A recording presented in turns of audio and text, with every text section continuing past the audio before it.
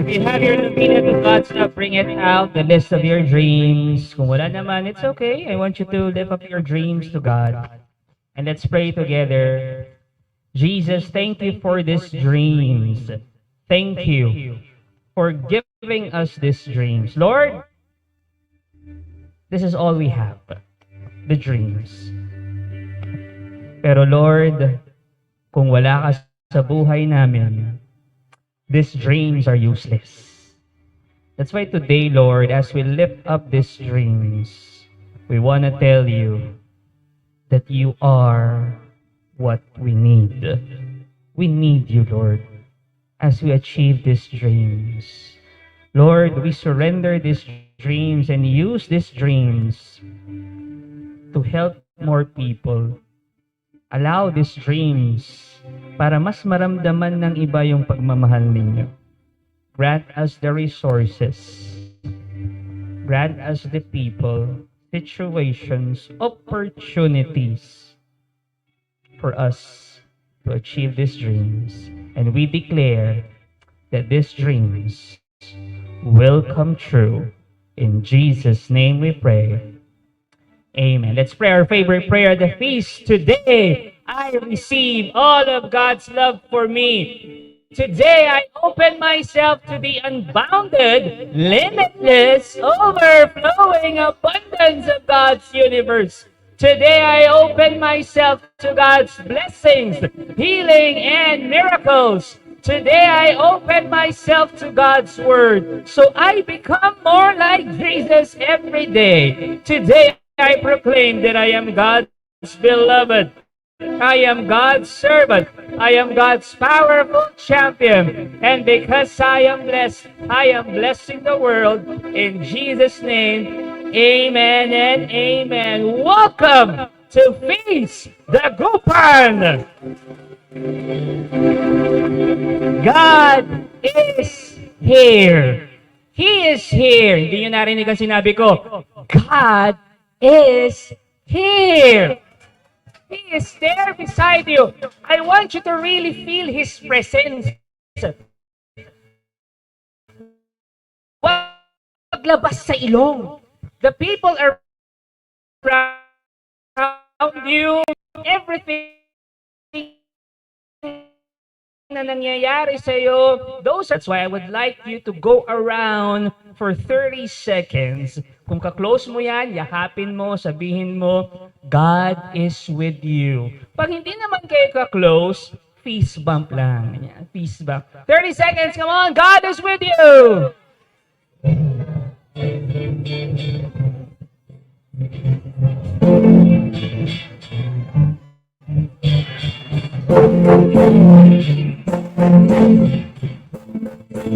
God is with you.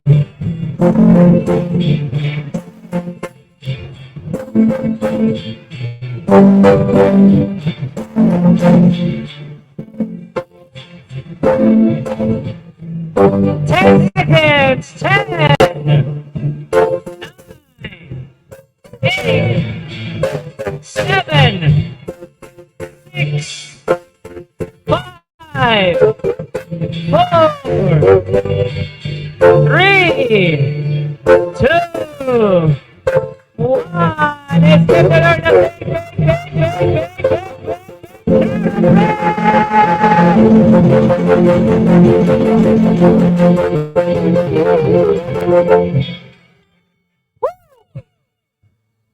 I am excited for today's feast. Okay lang ba? Medyo tatayo lang kayo ng konti lang, mga ilang minuto pa. Okay lang ba yon? Hingi ako ng pabor sa inyo as we read the Word, as we have this feast. Hindi naman sa ating lahat that this will be our last feast here in Grace. Pero tatapusin natin yung last feast natin telling everybody that God is here. God is here. I want you to feel God's presence all throughout this feast. First-timers in the house, meron po ba? Taas ang kamay. We want to welcome you. Taas lang po ng kamay. If ever you are a first-timer, katabi yung first-timer, let's welcome them. 1, 2, 3, go! Thank you for joining us sa feast. This is now your home, whether you like it or you will love it. This is now your spiritual home. If you want to be refreshed, if you want some people to be with you in your journey, the feast is for you. This is for you. This is your home. And mamaya po after the feast, I would like to welcome you here. Meron lang po kaming regalo sa inyo. Also, I would like to welcome those who are joining us online, mapa-YouTube man yan, o Facebook. Maraming pong salamat. Hoping one day, praying one day, makasama namin kayo on-site next week sa ating bagong venue. Sana makasama po namin kayo. Pero if ever na medyo malayo, nasa abroad kayo, oh, why not? Gusto yung bumiyay ka agad, magpabook ka agad kayo, di ba? Pero if ever na nasa abroad kayo, it's okay. Distance ang rason, walang problema dyan.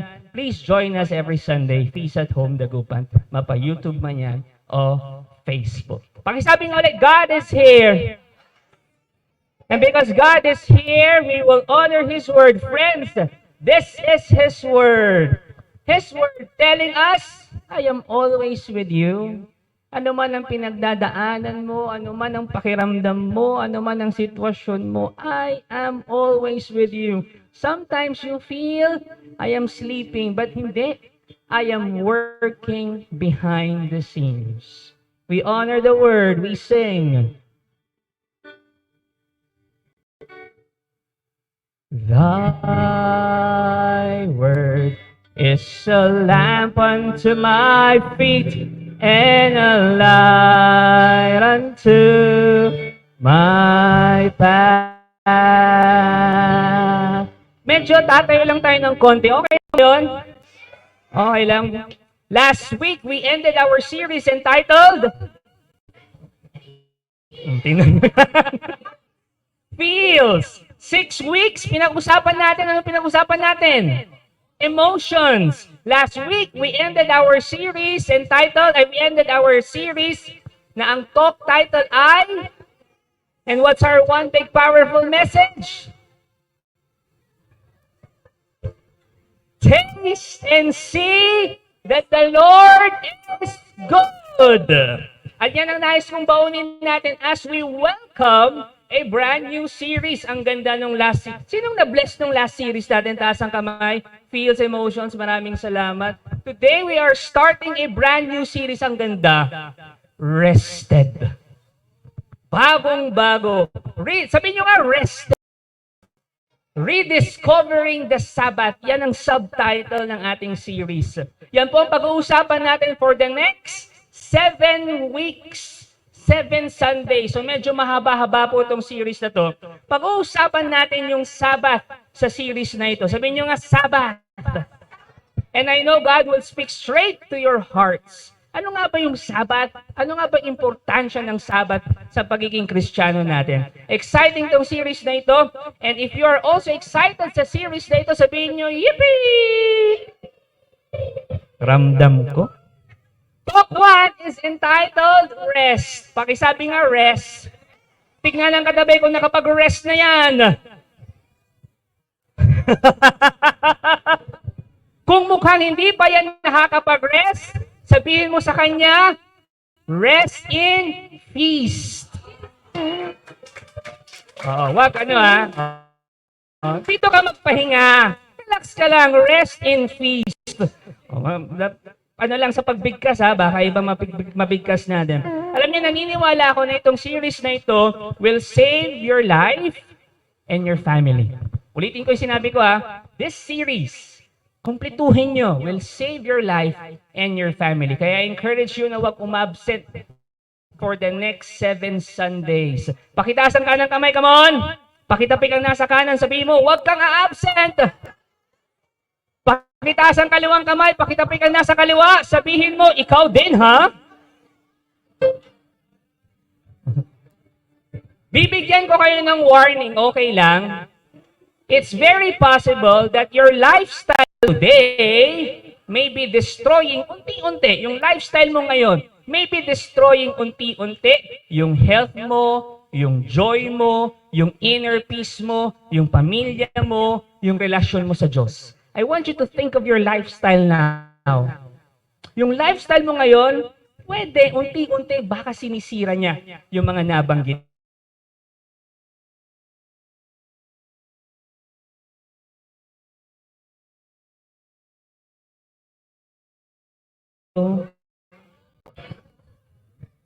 Ito po yung key passage natin sa series na to. Basahin natin mga kapatid from Exodus chapter 20. For in 6 days, the Lord made the heavens, the earth, the sea, and everything in them. But on the seventh day, He rested. Sabihin niyo, rested. That is why the Lord blessed the Sabbath day and set it apart as holy. Ang Diyos mismo nagpahinga. Kung ang Diyos nagpahinga, ikaw pa kaya? Ang problema kasi sa atin, we act like Superman, Darna, Superwoman, o kaya feeling natin Diyos tayo, na kaya natin lahat kahit hindi magpahinga. Relate? Hulaan ko, pag uwi nyo dito, ang gagawin nyo, yung mga may trabaho, trabaho nyo. Kapatid, ulitin ko yung sinabi ko kanina, ang Diyos din nagpahinga. And our one big powerful message today is this: let God be God. Paki-high five ang 7 tao, sabihin mo sa kanya, let God be God. Let God be God. Oo. At sabihin mo rin dyan, next week, huwag mong kalimutan yun, ha? Pag tinanong ko ulit, ha? Mamaya, mas maintindihan pa natin yan. We pray, Father in heaven, thank you for giving us the gift of rest. Today, Lord, we open our hearts, we open our lives for us to really understand more what is Sabbath. To really understand more, ano nga bang ibig sabihin ng rest, ng pagpapahinga kasama ka. Lord, speak to us today. We are hungry for your word. We are thirsty for your love. Be with us today. And we declare more blessings in our lives. In Jesus' name we pray. Amen. We sing to the word.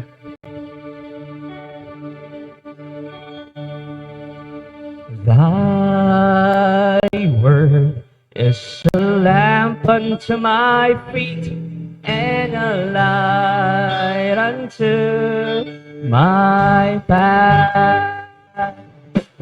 Thy word is the lamp unto my feet and a light unto my path. Let's give the Lord a big, big hand. At habang papaupo ka, pakisabi sa katabi mo, let God be God. I am excited. By the way, this series, ay nako, life-changing, lalo na tong talk na to. Nung ginagawa namin yung talk na to, sabi namin, ay maraming mabibless ng talk na to. Again, feel free to screenshot. Feel free to take a picture sa online. Feel free to screenshot yung mga sa tingin ninyo na struck kayo. Dito on-site, picturean nyo lang or sulat niyo because this series or this talk will bless your life. Hindi natin patatagalin. Let's welcome my co-preacher for today. Please give a warm feast, dagup, and clap, and welcome to our brother, Lawrence Bandong!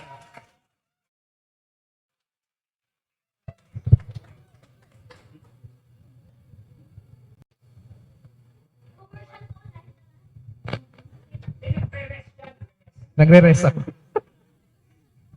Let God be God.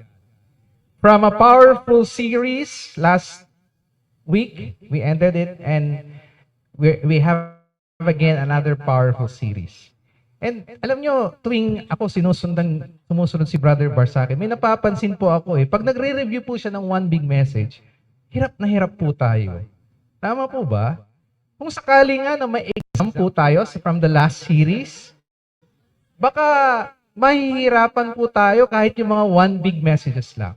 Pero, sa akin, meron akong makukuha doon. Pag pina-enumerate po sa inyo yung different steps na ginawa natin when managing our emotions, Nako, hindi ko makakalimutan, isusulat ko agad yung last step. Ano yon? Form long-term habit. Alam niyo anong na-realize ko dito? Sino po dito sa inyo ang mahilig na pag may nakita kayong magandang quote, pinipicturean nyo or in-screenshot nyo? Sino po dito? Or sino po dito yung pag may nakita kayong magandang line o powerful line, isinusulat po ninyo? Ako rin po ay nangongolekta. Yung mga binibigay po sa fees, ay kinokolekta ko yan, kinocompile ko. Pero I realize, sa kapal ng mga ito, mababasa ko pa kaya? Maaalala ko pa kaya? And then I realized this, that these are just entry points. Dahil ang tunay na magiging gamit po ng mga yan ay ang ating output o kung the way we act our lives. At lahat po ng pinag-aaralan natin dito sa feast, dalawa lang po. We are here to learn how to become the best version of ourselves and to be the most loving human being that we can be. Amen? Yun po. Now, tulad nga ng sabi ni Brother Bars, medyo mixed emotions, ano? Before I proceed, I'd just like to be grateful and honor the family, the family ni Sir Mario and Ma'am Idel for giving us all the years. And alam niyo po, on a history, Sir Mario and Ma'am Idel, I'm really nervous of moving out because we will be casting our nets on a different side. Pero ito po ang masasabi ko po sa inyo. Dito po ako nabingwit sa Gurings, Pansit, Malabon. So, yung pagtubo po, anuman po ang fruits ng pagkabingwit ko dito sa Gurings, magiging bahagi po kayo. And ako'y naniniwala na hindi po talaga kami aalis. Because, do you believe you never leave home? Tama? And home is where the heart is. And Feast Dagupan, our home will always be on Gurings, Pansit, Malabon. Amen? Hilig ako niya. Yan. I'm an expert with that. Yung malalim na sigh. Okay? There's another pandemic. Hindi niyo po ba napapansin that people are tired? Have you asked yourself, are you tired? Alam niyo, may dalawang tanong. May isang tanong, 2 words, na simple lang siya, pero bakit parang ang hirap sagutin? Ito yung, kumusta ka? Nasasagot naman natin, pero ang tanong, totoo ba yung sinasabi natin? Kumusta ka? So, okay lang. Okay? I cannot count the number of times that I've asked people, how are you? And the answer I get is, ito, stress. Ito, pagod, pero maganda pa rin, gwapo pa rin. I have yet to hear someone answer me, I'm rested and gorgeous. Nakapagpahinga ako at ako ay maganda at gwapo. Hindi ko pa ho naririnig yan. I will describe to you in one sentence the human condition in today's society. Are you ready? People are overworking but underliving. Alam niyo, nung nakita ko to, parang parang pumana po sa atin eh. People are overworking but underliving. Ang tawag po natin dito ay OU life. OU life. Overworking but underliving. And OU is a pandemic. More and more people are being infected all over the world. My dear brothers and sisters, don't get me wrong. We need to work. Yes or no? Yes. And most of us love our work. How do you know if you love your work? Paano? Simple lang, if you don't drag your feet to work. Kung hindi mo pinipilit ang sarili mo na magtrabaho. Okay? Kaya, I learned this from Brother Dennis. Sabi niya, alam mo, hindi ko tinatanong yung mga anak ko kung anong kurso, anong career ang kukunin nila. Ito ang tanong ko sa kanila, anong way of life ang gusto mo? That is very powerful question. Huh? There are people who love their work so much that it doesn't feel like work anymore. It's like play to them, no? And they are alive when they work. But there lies the rub. If we are not careful, we can forget to care for the other essential parts of our lives, and we start under living. Can I give you a snapshot of our typical day?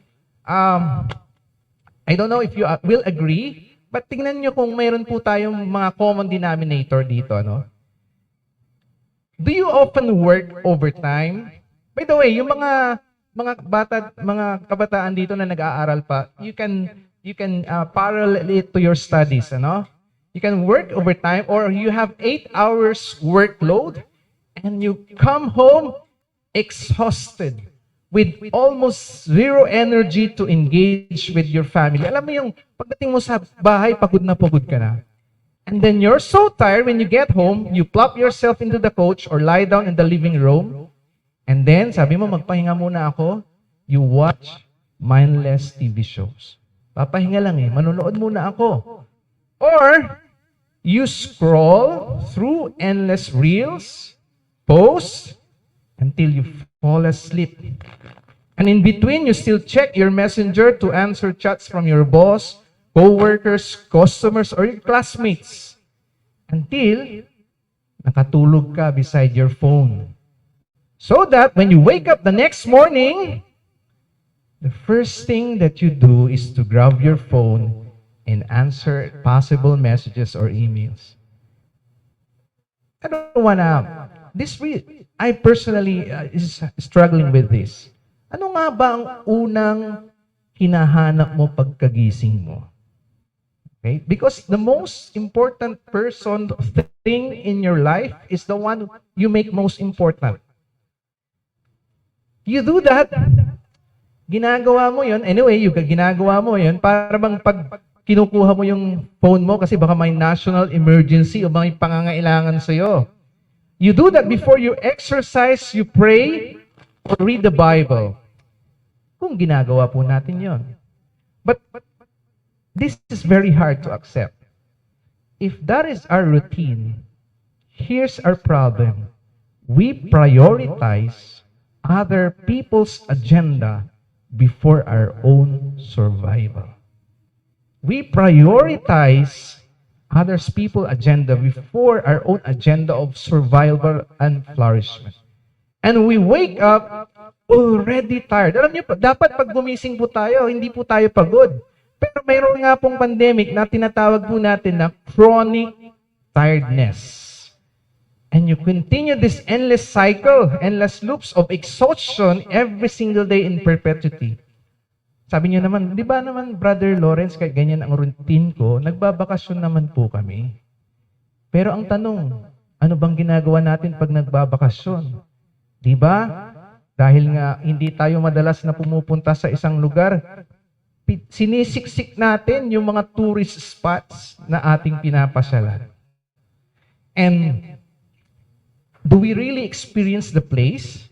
Kasi baka naman busy po tayo sa kukuha ng selfies at pagkukuha ng mga magagandang images.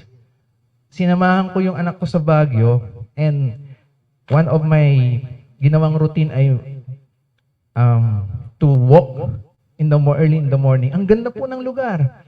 Pero alam niyo ba, parang ang nakaka-distract, pag may nakita kang magandang lugar, ay ito, sayang to, picturean natin. Yung ganun. And take note that these photos, you might not ever see them again because you are too busy to look at them. People are stuck in this dizzying speed. Imagine niyo po ito, you're driving your brand new car for the first time. You step on the pedal at naramdaman mo yung kanyang power. Mga bata, yung mga ganun, no? So you step on it more and more and you go faster and faster. Pagdating ng 100 kilometers per hour, medyo naramdaman mo, nanginginig na yung sasakyan. You feel you're going a bit too fast, so you step on the brakes. Nung pag-apak mo ng preno, bakit parang hindi kumakagat? To your horror, walang nangyayari, hindi kumakagat yung preno. You continue to binobomba mo yung brakes, and fear takes over you. You pump it on the brakes many times, pero wala pa rin. And worse, the accelerator pedal is stuck on the floor.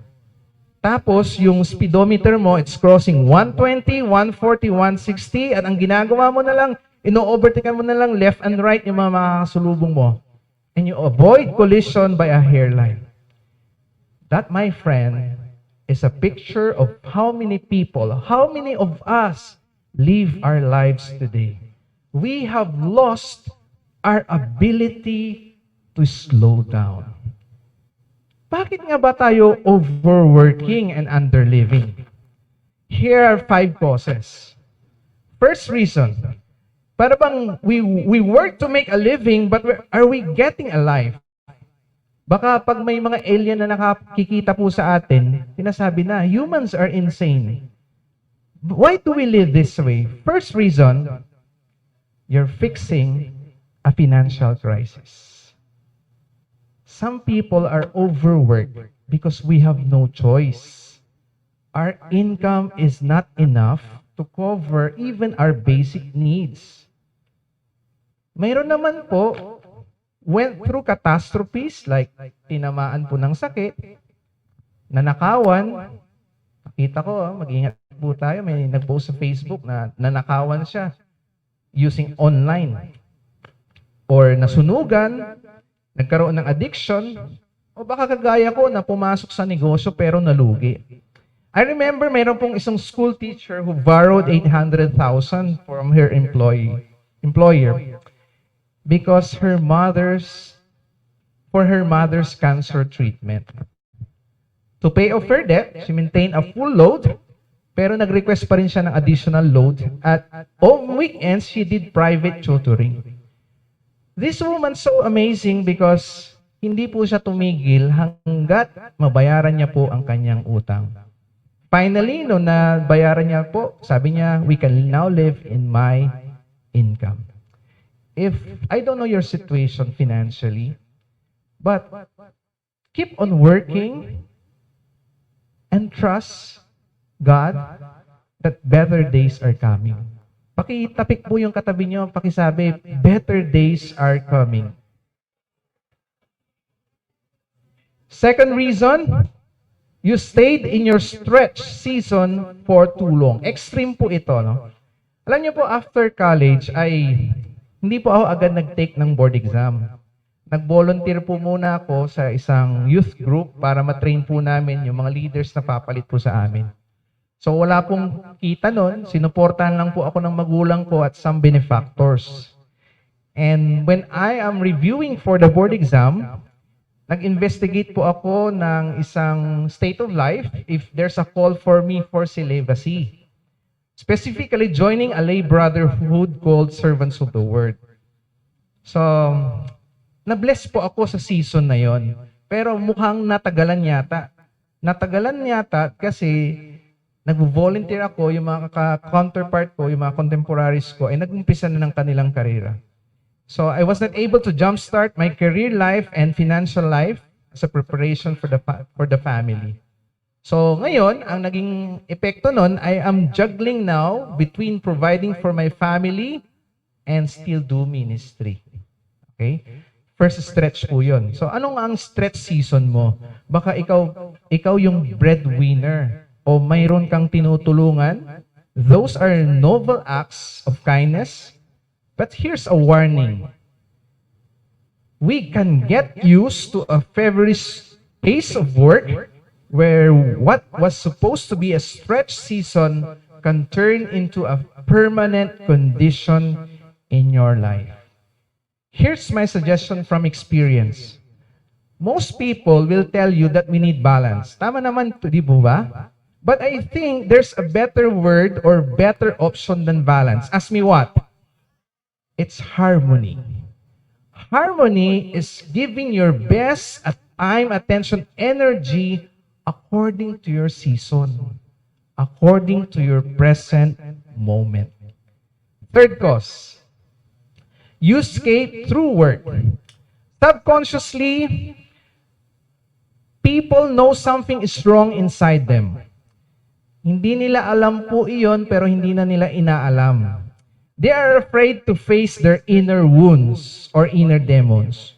So anong ginagawa nila? We are afraid to dig deep and deal with these inner wounds. So to avoid fixing their brokenness, they distract themselves with busyness. To avoid dealing with their pain, they replace it. Nagiging pain reliever nila ang busyness. Number 4, you get praise for overwork. Pag ikaw ay nakahilata lang, di ka naman napupuri, ano? Pero pag yung katrabaho mo, busy, you get praise. Wow, sana all ang sipag. Parang gano'n, ano? Many people maintain a low-grade exhaustion as a badge of honor. Alam mo yung thinking or yung pananaw na pag busy ka, ay honorable. Meron kang award.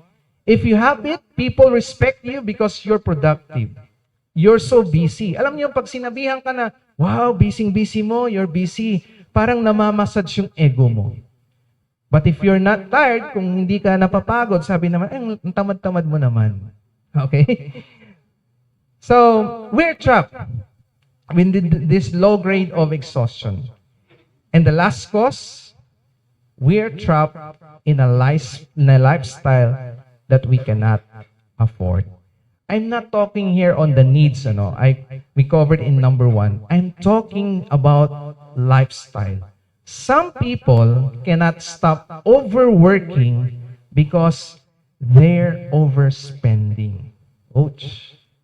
Their bills are just too big, they cannot slow down. Simple lang po ito para ma-evaluate po natin using mathematics. Input should always be greater than output. Input should always be greater than expenses.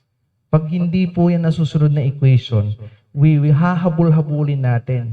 We are forced to overwork.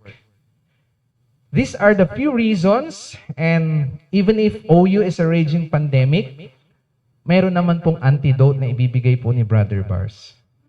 And before I pass it to Brother Bars, masarap pakinggan pag sinabihan ka ng mga linyang, ikaw ang aking pahinga. Pero alam niyo mga kapatid, kahit saan man po kayo magpunta, kahit ano man po ang gawin ninyo, ang tunay na pahinga ay sa presensya ng Diyos na araw-araw pinipili ka.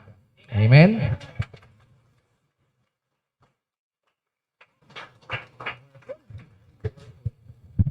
Let's give a big hand to Brother Lawrence. Ulitin ulit natin yung one big powerful message natin. Ano ulit? Next week may exam tayo kasi nabigyan ako ng idea ni Brother Lawrence. Na-struck ako dun sa sinabi ni Brother Lawrence doon sa, ewan ko kung nakaka-relate kayo dito, kapag sinabihang busy ka, uy, dami-dami mo namang ginagawa, it feeds your ego. May kakilala ako, sabi niya, sa trabaho, grabe, ang dami-dami kong ginagawa, pero gustong-gusto ko na sinasabihan ako na, uy, ang busy mo naman. Pero pagdating sa bahay, magre-reklamo, pagod na ako. Wala akong pahinga. Una sa lahat, ikaw ang nag-decide noon. Relate kayo? Yung kapag sinabihan ka, dami-dami mong ginagawa, it feeds your ego. Sa trabaho, sa negosyo, sa office, kahit saan. And sometimes, yan yung isang rason kung bakit hindi ka nakakapagpahinga. Pansin ko kanina, medyo nalungkot kayo, tinitignan ko kayo, nandito ako sa, may mga ilan sa inyo nalungkot nung sinabi yung 5 causes na shinare ni Brother Lawrence. Pero sabi nga ni Brother Lawrence, may antidote, may pangontra. Naalala ko yung lalaki, sabi niya doon sa babae, Miss, ihi ka ba? Sabi ng babae, anong ihi ka?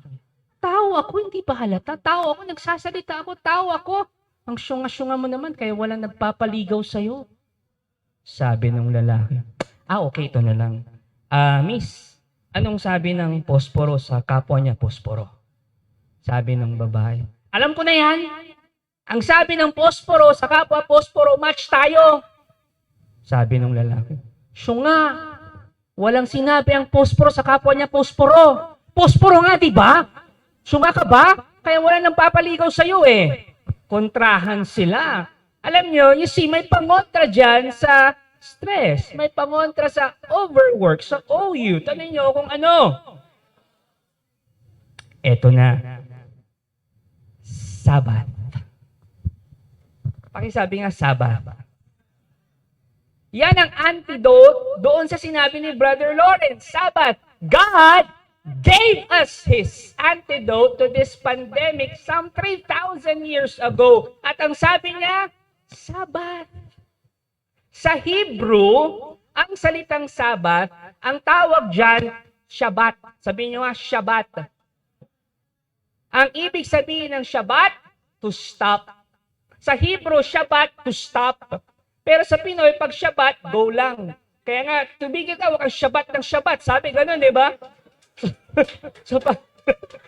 Pero joke lang yun, hindi totoo yun. Yung Hebrew, totoo yun. Okay, yung Hebrew for Sabbath is Shabbat. Ang ibig sabihin niyan, to stop. Again, yun ang ibig sabihin nun. Basahin natin Genesis 2, 1 to 3. Sabi dyan, so the creation of the heavens and the earth and everything in them was completed. On the seventh day, God had finished His work of creation. So He rested from all His work. And God blessed the seventh day and declared it holy. I want you to look at that line. Rested, so He rested from all His work. Sino nagpahinga ulit?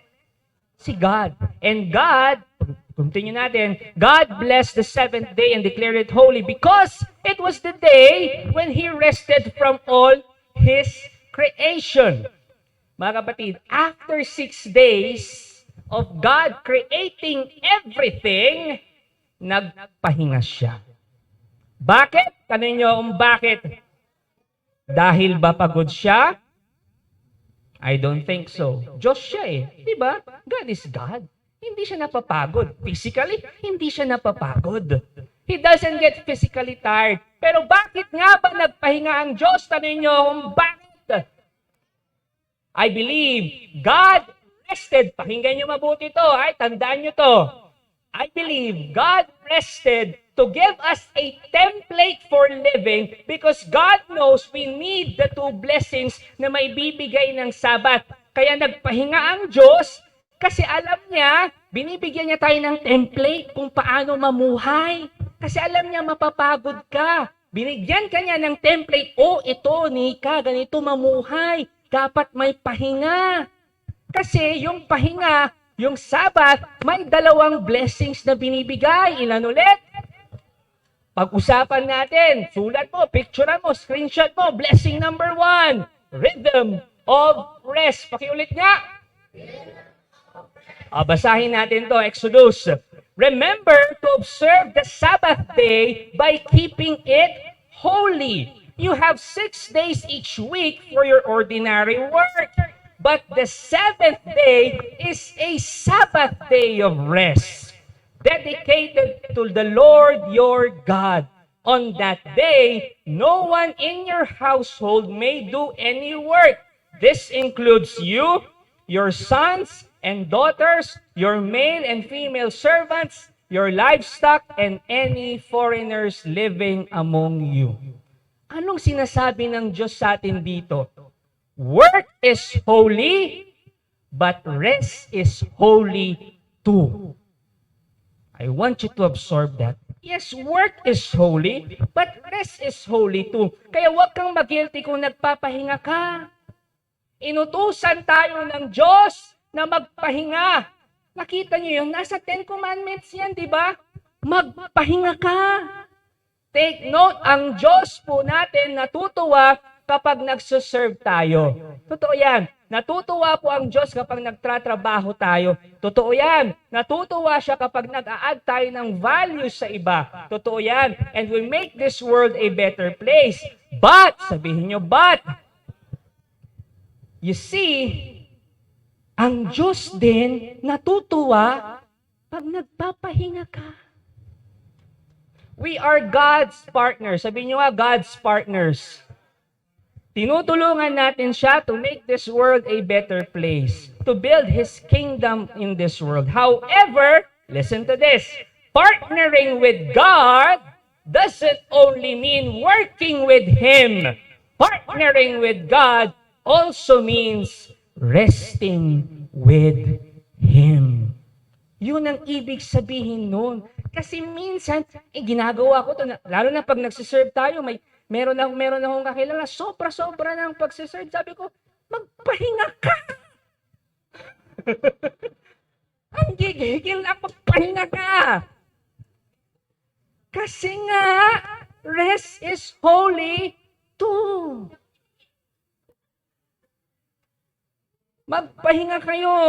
Kasi ang magpahinga, kasama ng Diyos, iba yan. Sabihin nyo, iba yan. Kaya ang Diyos, nagpahinga rin siya.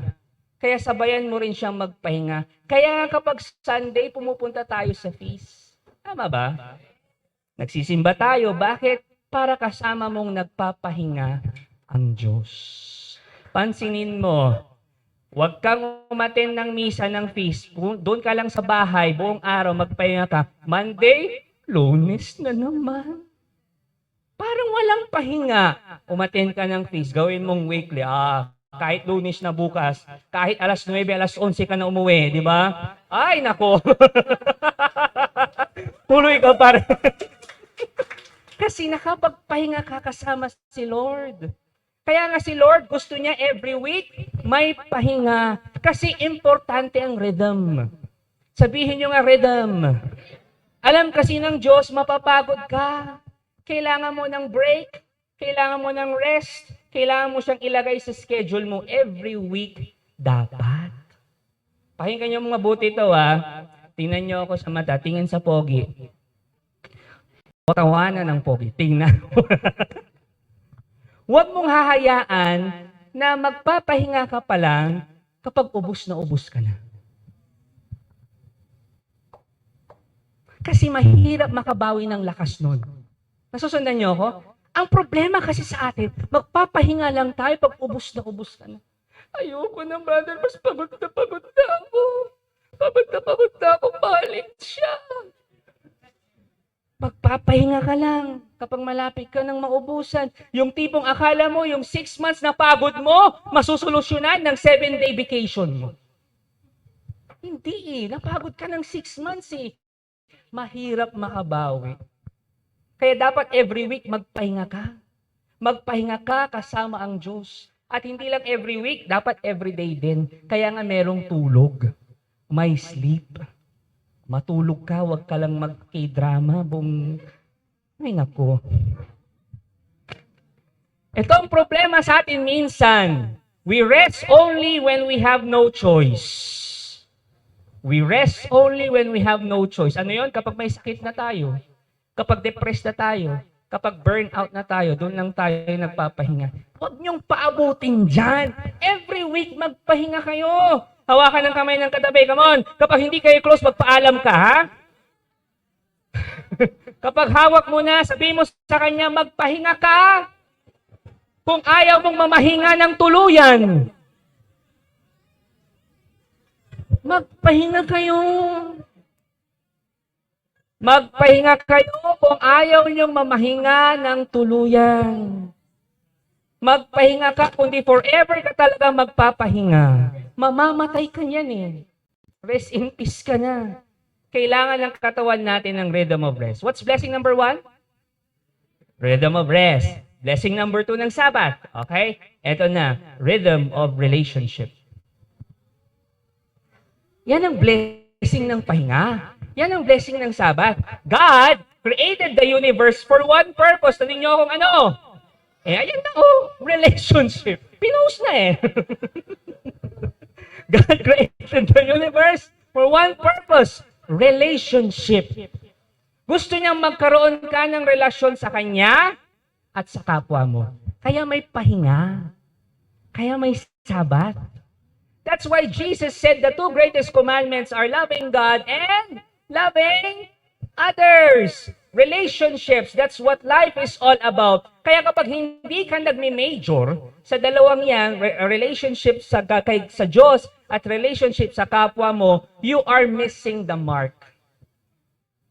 Kahit na anong yaman mo, kahit na anong tanyag mo, kahit na anong galing mo, kahit na anong achievements mo, kung hindi ka nagmamahal, baliwala ang buhay mo.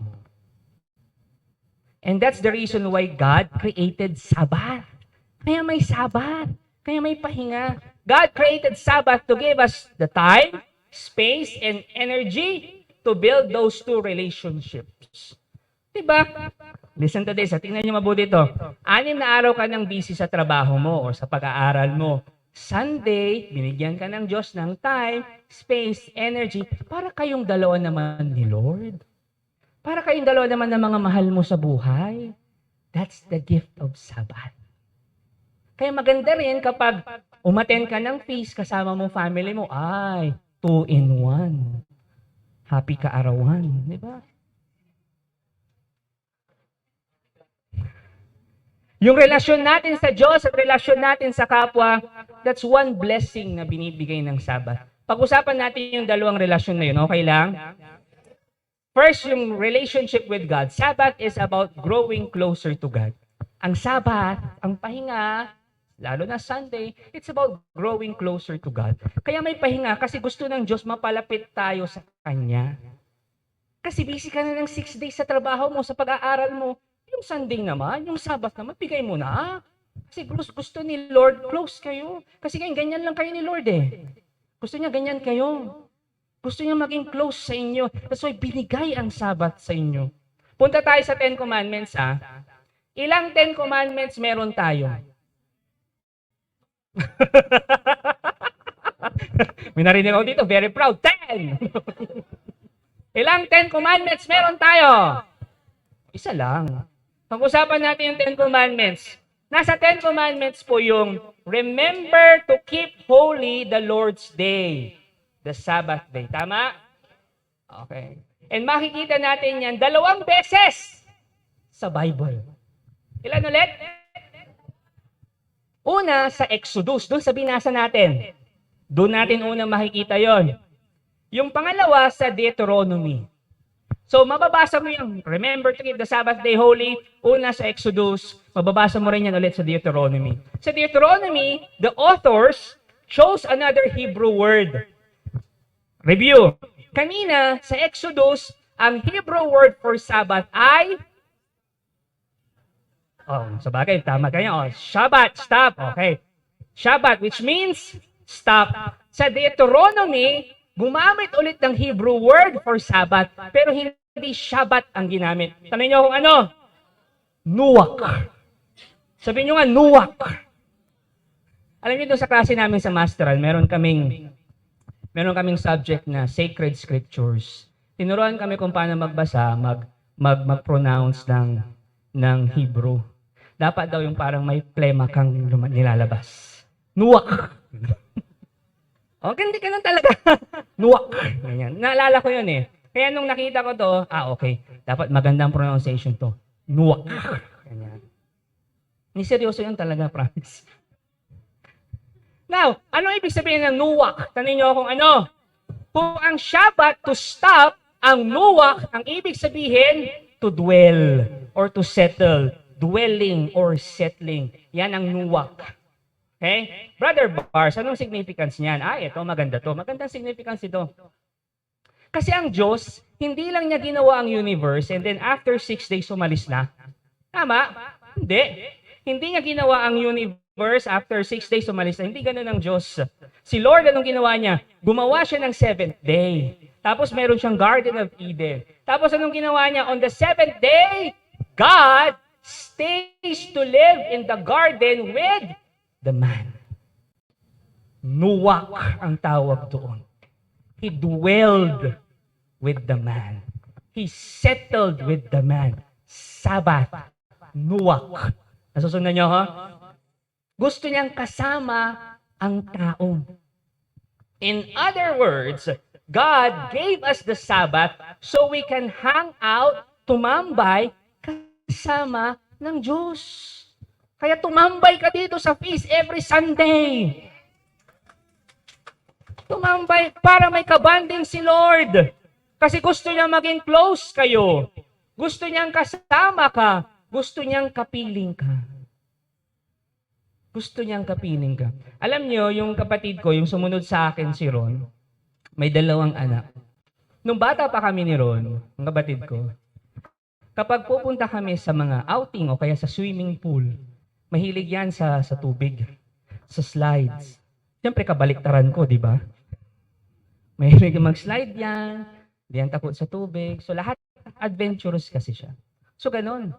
Tapos ngayon, nung nagkaanak siya, napansin ko, pag swimming, ganyan-ganyan, titingnan na lang niya yung anak niya na nag-e-enjoy. Tapos, pupunta yung mga anak niya sa kanya, magpapabili ng something. Siyempre, bilang magulang, bibilhin mo, di ba? Sino mga magulang dito? Nakarelate na kayo dito? Yung tipong pupunta yung anak niyo sa inyo, magpapabili ng something na para bang yung pera niyo hindi nauubos. Yung unli yung pera niyo. Di ba? Parang kung magpabili sila, parang hindi nauubos yung pera mo, ah. Di ba ganun? So, ganun yung ano. So, nag-e-enjoy siya. Tinitingnan niya sila, nag-e-enjoy siya. Na parang, tapos maya-maya napagod, hihiga sa kanya, matutulog, titingnan lang niya, nakangiti siya. And then masaya siya. Masaya siyang nakatingin na nag-e-enjoy sila. Masaya din siyang nakikita na nagpapahinga sila. Bakit ko kunento yun? Tanong niyo kung bakit. You see, ganun din ang Diyos. Natutuwa siya kapag pinapanood niyang nagtatrabaho ka. Natutuwa siya kapag pinapanood ka niyang nagsuserve ka. Pero natutuwa din siya kapag pinapanood ka niyang nag-e-enjoy, nagre-relax din, nagpapahinga, paminsan-minsan, pabura-burakay. Paano yun? Ano yun, asawa, yung sinakyan natin? Yung 5 minutes lang ako? Ha? Para sailing, mga ganyan. Mga ganyan. Paminsan-minsan, ang Diyos nag-e-enjoy din siya. When you rest, God smiles. Anong sinasabi ng Diyos sa'yo? Ay, sa wakas, nagpahinga rin yung anak ko. Ay, sa wakas, nagpahinga rin si Nika. Ay, sa wakas, nagpahinga rin si Bright, si Kat. Ay, sa wakas, kumain din sila sa labas. Ay, sa wakas, nanood din sila ng sine. Parang ang tagal na. Lion King pa, yung unang-unang Lion King. Parang 1997 pa. Ay, salamat. Nag-swimming din sila. Ay, salamat. Nagpa-massage din. Ay, salamat. Nag-relax. Nagpahinga. God smiles when you rest. And for us to take this rest, we need to trust God. Tama ba? Alam niyo kung bakit hindi tayo nakakapagpahinga? Kasi hindi natin pinagkakatiwalaan ng Diyos. O talaga ba, Brother Bars? Bakit ito eh? I explain ko sa inyo yan. For us to take this rest, we need to trust God. Why? Because you cannot practice the Sabbath without trusting God. Parang ganito. Sige. Bakit tayo hirap na hirap magpahinga? Kasi kulang tayo sa tiwala. Because on the surface, parang lugi ang Sabbath. It's illogical. Para mas maintindihan natin, bigyan ko kayo ng sample. Sabihin nyo, sample, sample, sample. If a person ay kumikita ng 1,000 pesos a day, araw-araw yan, walang pahinga, magkano kita niya a week? 7,000. Pero kapag 6 days lang siya pumapasok, nag-off siya ng isang araw, sabihin natin Sunday, magkano kita niya per week? 6,000. Sayang ang 1,000. Pag kwenta natin yan sa isang taon, araw-araw ka nagtatrabaho, wala kang day off, ang kita mo 365,000. Tama? Pero kapag meron kang day off, okay, nagre-rest ka every Sunday, minus 52,000. Kasi there are 52 weeks in a week, in a year. Tama? Okay. Now, so magkano nang kita mo a year pag nagre-rest day ka? 313,000 na lang. Now, some of us will think, sayang naman. Kawaan may 52,000. Kaya ayaw mong magpahinga. Yung iba kasi, nasasayangan. Nasusundan niyo ako? In fact, yung iba, mas gusto nila pumasok pag holiday. Kasi, double pay. Ayaw magpahinga. Bakit? Sayang eh. Pero ito po yung gusto kong sabihin sa inyo. Tama, sayang naman yung 52,000 pesos kung magpapahinga ka once a week, every week. Pero ito ang tanong, aanhin mo yung extra 52,000 pesos kung hindi mo naman na-enjoy dahil nasa trabaho ka. Am I making sense? When you practice the Sabbath, you trust the Lord that He will provide. Yung ganito, Lord, magpapahinga po ako ngayon, magsisimba ako ngayon, hindi ako magtatrabaho, attend ako ng fees, kasi alam ko, you will provide. Kahit hindi ako kumita ngayon, magtatrabaho, alam ko, Lord, you will provide. Nasusundan niyo ako? Lord, magpapahinga ako ngayon, hindi muna ako papasok, isasarado ko muna yung negosyo ko, dito ako, attend ako ng fees, attend ako ng misa, magpapahinga ako, kasi I know you will always provide. Nasusundan niyo ako? Kaya nga, yung sa Sabat, sige palapakan niyo si Lord, yung sa Sabat, it's about trusting God. Lord, magpapahinga ako, pero alam ko, prepare mo yung mga opportunities. More clients, more customers, salary increase, more promotions. Ang dami pang mga opportunities para kumita. Alam ko, prepare mo yan, Lord, habang nagpapahinga ako. Grabe. Amen ba tayo dyan? Trust the Lord that He will always provide. Second blessing ng Sabbath ay ito. Sabbath is about growing closer to others. By practicing Sabbath, you're giving time, space, and energy to strengthen your relationships with your family and your friends. Ito ang nakakalungkot. Di ba Sabbath ka, tapos pahinga ka. Maganda yung nagpapahinga ka, okay yon. Okay, kasama mong mahal mo sa buhay, mga kaibigan mo, so that your love tank malagyan, mapunan. Pero ito ang pinakamalaking trahedya ng buhay natin. Tanungin niyo kung ano.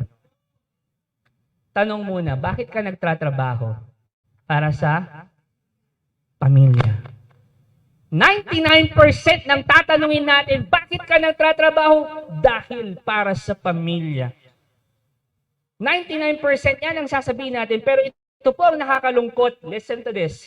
The biggest irony of life is this. Because of work, many end up losing their families.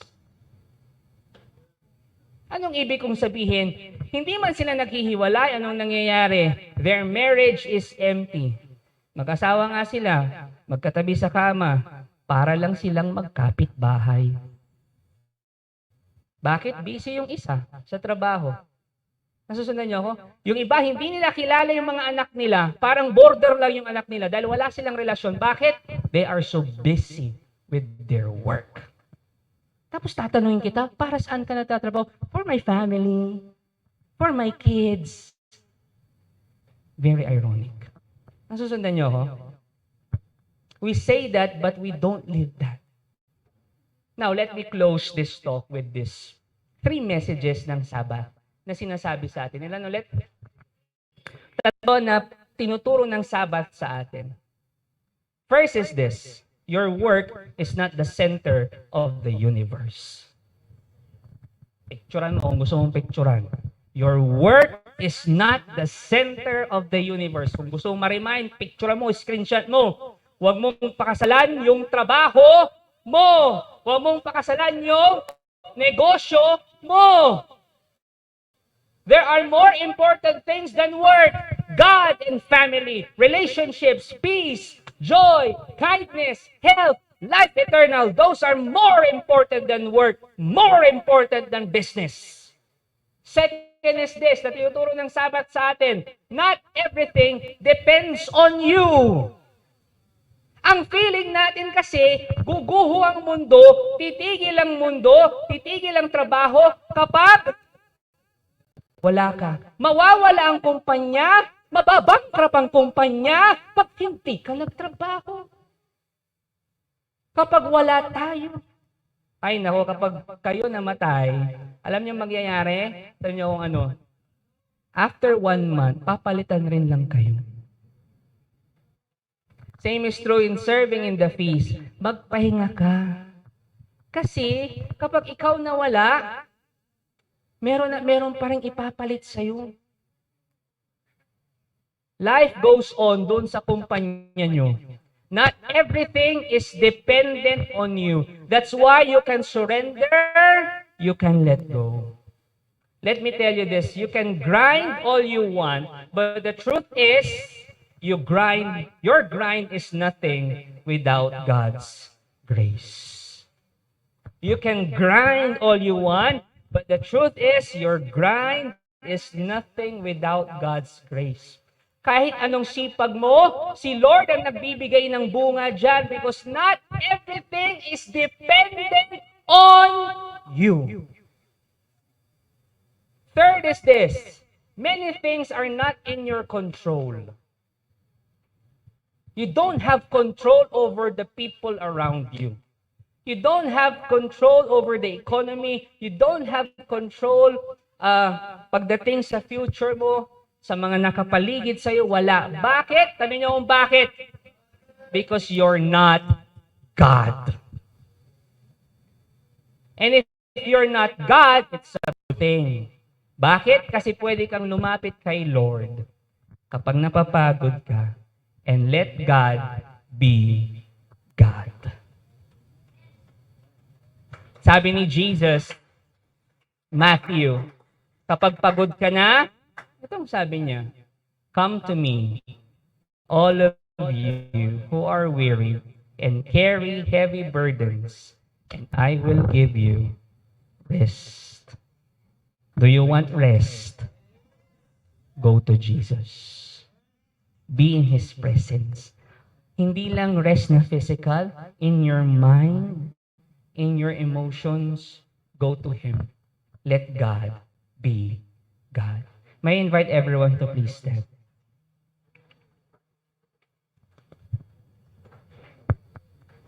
Tomorrow is Monday.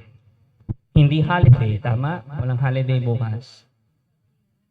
Sa Manila lang ba? Ito, baunin nyo to. Itong talk 1. Make it a habit to take a rest once a week. Sabat. Pwede magkwento. Ewan ko, yung mga lalaki dito, siguro you can relate. Ako kasi, meron lang akong isang barbero na siya lang ang humahawak sa buhok ko. Ewan ko kung ganyan kayo, yung mga ibang lalaki dito. Meron ba ganyan? Ayaw niyong pahawak sa iba. Basta isa lang ang barbero, isa lang ang hahawak ng buhok ko, isa lang. Di ba yung mga lalaki ganyan eh? Minsan, pumunta ako dun sa barbero ko. So, tanong niya kung ano igugupit niya sa akin. Pasakay naman na, quote and quote, yung gupit ko eh. Pansin niyo kapag bagong gupit ako, laging gupit ko, di ba? Patayo lagi ang buhok ko. So, alam na niya yan. Minsan, naalala ko, nangialam ako. So, nagugupit-gupit siya. Ganyan. Tapos, by the way, pag naggugupit pala siya sa akin, dahil alam na niya kung anong gupit ko, ang ginagawa ko na lang, nagre-relax. Actually, alam ng misis ko to, isa sa mga pampering myself moments ko ay magpagupit. Oo, relax ako pag nagpapagupit ako eh. Nare-relax ako kapag alam niyo yung tunog ng razor, gano'n. So, relax ako dyan. Ewan ko kung gano'n din kayo. So, kapag nagpapagupit ako, relax lang ako. And then, meron yung time na pagupit ako sa kanya, nangialam ako. Hindi ako natulog. Sabi ko sa kanya, boss, pwede ba dito medyo nipisan mo pa yan? Tapos medyo pataasin mo ng konti to. Kasi medyo mahaba kaya to, medyo putulan mo. So nangialam ako. In short, ang resulta, pangit yung gupit. Pero pogi pa rin ako. Bawi tayo minsan. Pangit yung gupit. So, sabi ko kay Jubel, alam ni Jubel yan eh, pag bagong gupit ako, tapos hindi ko nagustuhan yung gupit, ayokong lumabas. Kung lalabas man ako, magsusombrero ako. Kasi talaga, isa sa mga ano ko talaga buhok. So, it took me 2 months pa para magpagupit ulit ng panibago. Now, nung sumunod na pagupit ko, sabi ng barbero ko, Sir, relax ka lang ako nang bahala sa buhok mo. Alam ko naman na yung buhok mo eh. Matagal ka na nagpapagupit sa akin. Kaya okay lang, relax ka lang. Kung gusto mo, matulog ka dyan. So, natulog ako. Relax lang ako. And then, pagising ko, mas pumogi ako. O kasi pogi naman na ako dati. Pero mas pumogi na ako. Anong ibig kong sabihin? Anong pinupunto ko? Tanong niyo akong ano. You see, sometimes, kaya hindi tayo nagpapahinga because we want to control everything. Na ang Diyos lang ang gumagawa. Ang gusto ng Diyos, pagkatiwalaan mo siya, relax ka lang. Alam na niya ang gupit ng buhay mo. Siya na ang barbero ng buhay mo. Kilala ka na niya. Ang gagawin mo na lang, Lord, I surrender everything to you. Huwag ka nang mangialam na, Lord, dito parang maikli. So, putulan natin to. Dito, nakatayo na. Relax ka lang. Kasi pag nangialam ka, kinontrol mo, ang resulta, you might end na pangit ang resulta. Magiging pangit ang buhay mo. Am I making sense here? That's why today, God is inviting you to take a rest. To take a rest. Today, God wants you to take a rest. And just surrender everything to Him. Pagkatiwalaan mo siya. If this is your first time to surrender your life to God, I am inviting you. Let's surrender our life to Him. If this is your end time, pang ilang beses na kasi weekly natin ginagawa to, well and good, mas maganda yan. And together, let's pray this prayer. Pwede niyo akong sabayan, pwede in your mind, in your heart lang. Jesus, thank you for the gift of Sabbath. Thank you for reminding us how important rest is. Because in our rest, in our Sabbath, you are there. Magbabanding tayo. Minsan talaga, Lord, hindi ako nakakapagpahinga kasi I am anxious over the things na dapat ko pang gawin.